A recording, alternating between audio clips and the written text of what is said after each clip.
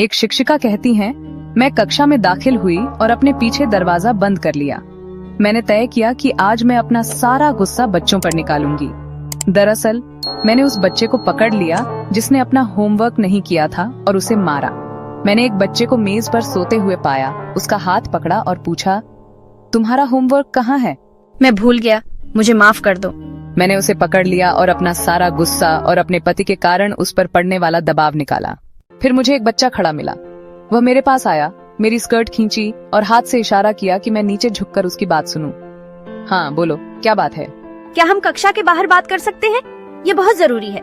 मैंने अधीरता से उसकी तरफ देखा और सोचा कि कोई मामूली बात होगी, जैसे कि किसी सहकर्मी ने उसका पेन चुरा लिया हो। लेकिन जब मैंने उसकी बात सुनी तो मैं उसकी बुद्धिमत्ता देखकर दंग रह गई। उसके पास प्रशिक्षण की अनगिनत जानकारियां थीं। टीचर, आप बहुत अच्छे हैं और हम सब आपसे प्यार करते हैं। लेकिन मेरा दोस्त, जिसे आपने आखिर में मार डाला, एक अनाथ है और उसकी माँ हमेशा गलती करने पर उसे पीटती है। वह उसे गलत तरीके से प्रशिक्षित करती है, इसलिए वह अक्सर चीजें भूल जाता है और हर चीज से डरता है। वह हमारे साथ खेलने से भी डरता है क्योंकि उसे डर है कि हम उसे मार देंगे। मैं उसका दोस्त हूँ और हमेशा उसके साथ रहता हूँ। उसने मुझे बताया कि उसे मार खाना बिल्कुल पसंद नहीं है। अगर आप उसके शरीर को देखें तो आपको उसकी माँ द्वारा की गई पिटाई के निशान दिखाई देंगे। क्या आप हमारी माँ और शिक्षक बन सकती हैं? और कृपया जब आप कक्षा में आते हैं तो अपना गुस्सा और चिंता बाहर छोड़ दें, क्योंकि हम आपसे प्यार करते हैं और आपसे बहुत कुछ सीखते हैं। आप इतने बड़े लोगों से कैसे बात करते हैं? मेरी माँ ने मुझे हमेशा दयालु होना सिखाया है और यह भी कहा है, तुम नहीं जानते कि दूसरा व्यक्ति किस दौर से गुजर रहा है, इसलिए अपने गुस्से और चिंताओं को एक तरफ रख दो और उनके साथ नरमी से पेश आओ। दुनिया में कई दर्दनाक चीजें हैं। उसने यह भी कहा, यदि आप किसी को परेशान देखते हैं तो उनसे माफी मांगे, भले ही आप उनके दर्द के लिए जिम्मेदार न हो। बेशक आप किसी कारण से गुस्से में हैं, इसीलिए आपने आज हमें मारा। शिक्षक, मैं आपसे माफी मांगता हूँ। खैर, कृपया गुस्सा न करें, क्योंकि आप बहुत अच्छे हैं।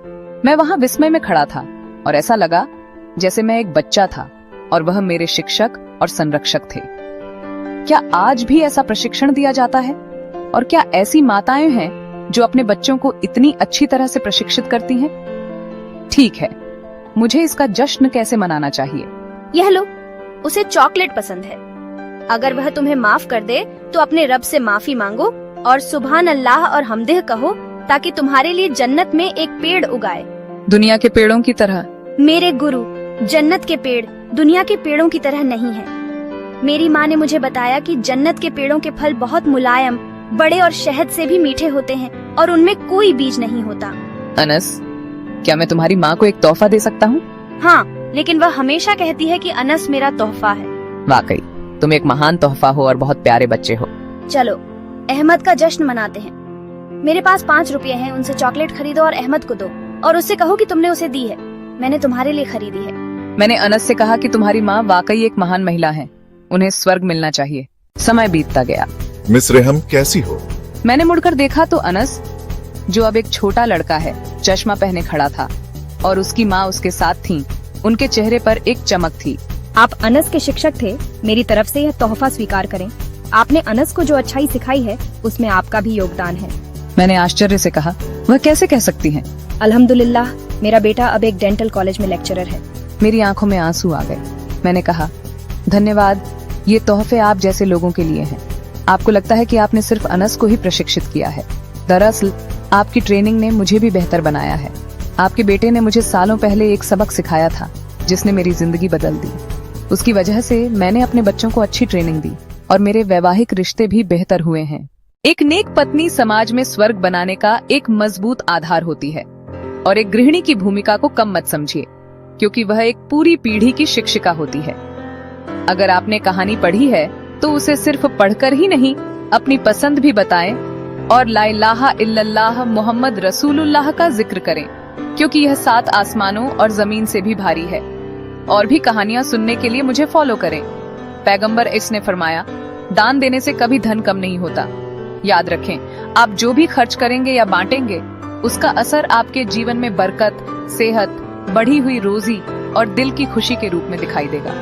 इसलिए देने में कभी संकोच न करें, क्योंकि देने से नेकी बढ़ती है। दोस्तों, अगर आपको वीडियो पसंद आया हो तो इसे लाइक और शेयर करें।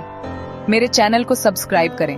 अगर आप फेसबुक पर देख रहे हैं तो हमें फॉलो जरूर करें। हम आपके प्यार से प्रेरित हैं। अपना ख्याल रखना। अगले वीडियो में मिलते हैं। अल्लाह हाफिज।